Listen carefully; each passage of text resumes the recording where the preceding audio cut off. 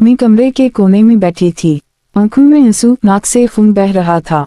भाई का गुस्सा आज हद से बढ़ गया था। एक मामूली बात पर उसने मुझे धक्का दिया, फिर मुक्का मारा।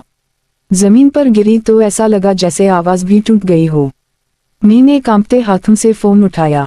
किसी एक की आवाज सुन लूं, शायद दर्द कम हो जाए। मगर उन्होंने फोन छीन लिया। बोली, घर की बातें बाहर नहीं जाती हैं। अब्बू ने अखबार से नजरें हटाए बगैर बस इतना कहा, ड्रामा क्वीन फिर शुरू हो गई। उस लम्हे मुझे अपनी तकलीफ से ज्यादा तन्हाई ने तोड़ा। मैं चीखी नहीं, रोई नहीं, बस खामोश हो गई। खामोशी ने मेरे अंदर जगह बना ली। रात भर नींद ना आई।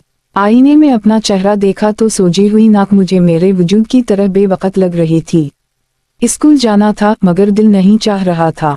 मैंने दोपट्टा जरा ऊपर किया ताकि निशान छप जाएं। घर में सब मामूल पर थे, जैसे कुछ हुआ ही ना हो। भाई हंसता रहा, मैं बावर्ची खाने में मसरूफ, अब्बू दफ्तर जाने की तैयारी में। मैंने सोचा, अगर मैं फिर बोली तो क्या फिर से ड्रामा कहलाऊंगी, या कभी कोई मेरी बात सुनेगा। उसी सोच में एक फैसला उभरा, खामोश रहकर नहीं, सच बोलकर ही जख्म भर सकते हैं। मैंने अपने अंदर हिम्मत जुमा की। शायद आज नहीं मगर कल मैं जरूर बोलूंगी। अगली सुबह मैंने आंखें खोली तो दिल भारी था मगर इरादा मजबूत।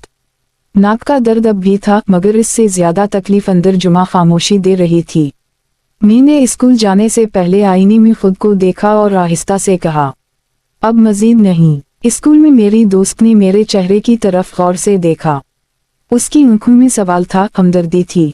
मैंने पहले तो नजर चरा ली, फिर जाने की आंसू खुद ही बहने लगे। मैंने सब बता दिया, भाई का हाथ, मुंह का फोन छीनना, अब्बू का जुमला। वो खामोशी से सुनती रही, फिर बोली, ये ड्रामा नहीं, ये जुल्म है, और जुल्म पर खामोशी सबसे बड़ा बोझ होती है। उस दिन पहली बार मुझे लगा कि मेरी बात सुनने वाला कोई है। स्कूल की टीचर ने भी मेरा हाल पूछा। दिल डर रहा था मगर सच खुद ब खुद जबान पर आ गया। टीचर ने नरमी से कहा, बेटी तुम अकेली नहीं हो। घर वापस आई तो सब वैसा ही था मगर मैं वैसी नहीं रही थी। मैंने भाई की तरफ देखा, फिर मुंह की आंखों में आंखें डालकर कहा, मैं खामोश नहीं रहूंगी। कमरे में सन्नाटा छा गया। ये सन्नाटा खौफ का नहीं, सच की पहली दस्तक का था। और मैं जान गई, ये लड़ाई अभी शुरू हुई है मगर अब मैं अकेली नहीं हूँ। अगले दिन घर का माहौल बदला हुआ था। खामोशी अब दबाने वाली नहीं थी, सवाल करने वाली थी। मां की आंखों में बेचैनी थी, अब्बू सोच में गुम थे। शायद सच ने उनके दिल के दरवाजे पर भी दस्तक दे दी थी। स्कूल से वापसी पर मैं सीधी मां के पास गई। आवाज कांप रही थी मगर अल्फाज साफ थे। अम्मी, अगर आपने उस दिन फोन ना छीना होता तो शायद आज मुझे ये